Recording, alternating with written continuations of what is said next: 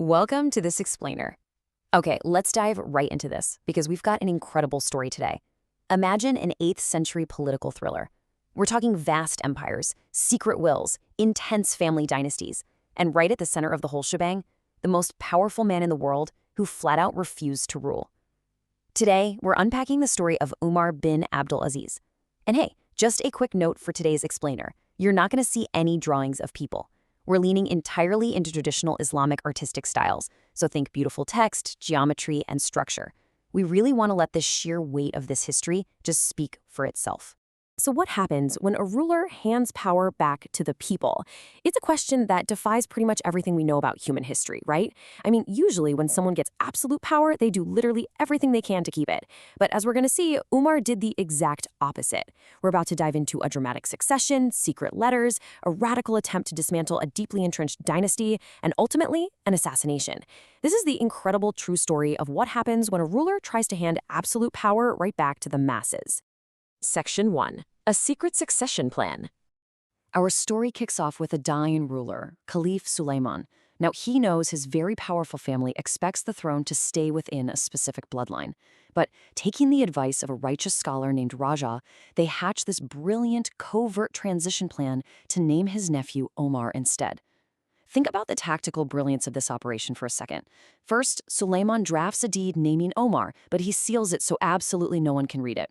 Then, he forces his family to give a blind pledge of allegiance, a bay'ah, to whoever is named inside that sealed envelope.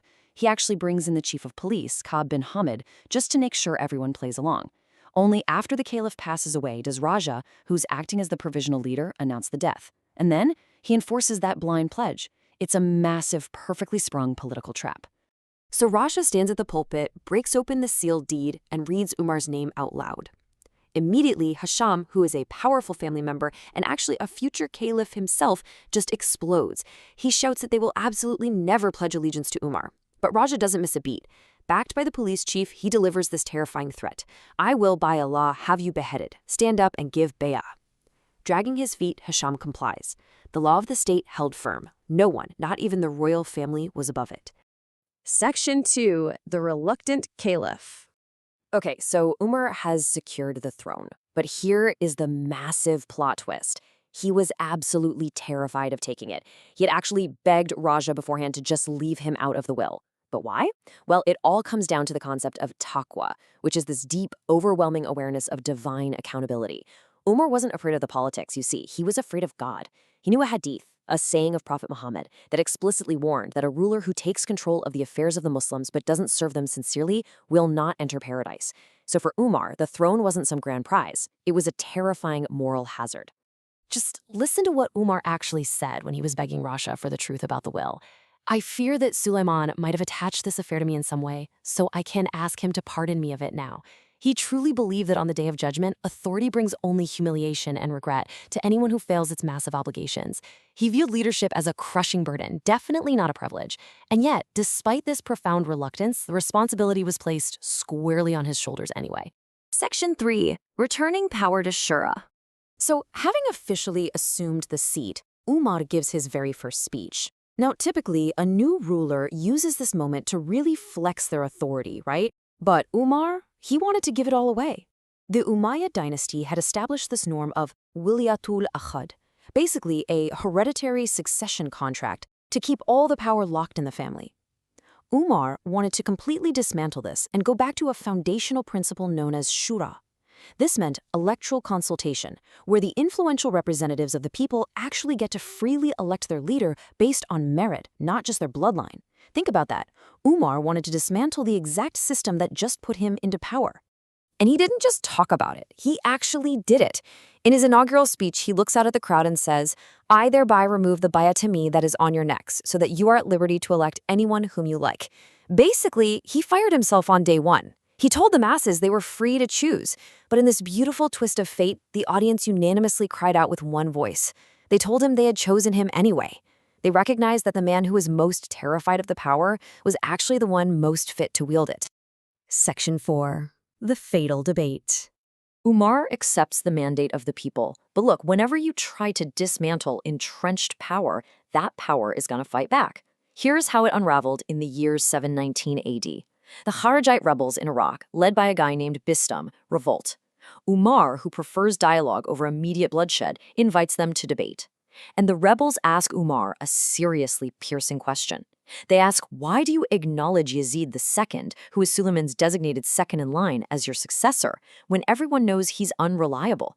If you wouldn't trust an unreliable man with someone's property, why on earth would you trust him with the entire Ummah? Umar realizes they're totally right, so he asks the rebels for a 3-day window to consider officially removing Yazid II from the line of succession. Well, word of this 3-day window gets back to the Banu Marwan, the elite ruling family, and they absolutely panic. I mean, if Umar removes Yazid and permanently brings back Shura, their hereditary grip on the entire empire is finished. On top of that, they're terrified Umar's going to confiscate their vast, let's just say, unethically acquired properties. So before those 3 days are even up, they make their move. They have someone slip poison into Umar's drink. And just like that, the reluctant caliph is assassinated, dying just days after that fatal debate. Section 5. Legacy of the Reviver. Umar's rule was tragically cut short. It lasted barely 2.5 years, but in that tiny window of time, his restorations were incredibly profound. He abolished hereditary rule. He revived Shura. He instituted fierce justice for all citizens, Muslim and non-Muslim alike. Economically, he completely abolished maks. These were unjust customs duties and taxes that were just choking the everyday people. He even applied this strict standard of justice to foreign policy. He actually ordered the massive imperial army to withdraw from the city of Samarkand because he found out the conquest hadn't followed the strict ethical rules of Sharia warfare. He quite literally prioritized justice over imperial expansion. Because of these sweeping, completely unprecedented reforms, Umar was given a very special title. Scholars of history unanimously agree that he was the first mujaddid. So a mujaddid is a reviver or a renewer, someone sent to rectify the religious and political affairs of the community when they've gone astray. Giants of Islamic scholarship like Imam az-Zuhri and Imam Ahmad bin Hanbal firmly crowned Umar bin Abdul-Aziz as the absolute mujaddid of the first Islamic century. And this title is directly tied to a very famous prophecy from Prophet Muhammad. At the turn of every century, Allah will send a person to rectify the religious affairs of this ummah. By pulling the empire back from the absolute brink of corruption, by rejecting the hoarding of wealth, and by demanding that the leader answers to the people and to God, Umar perfectly fulfilled this prophecy. He was the great reviver of his time. Which leaves us with this final, kind of wild thought.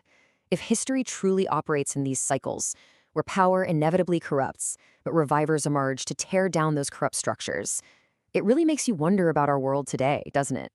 We've seen exactly what it takes to change the course of history.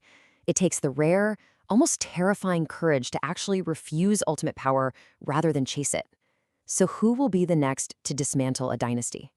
Thanks so much for joining me for this explainer, and I'll catch you in the next one.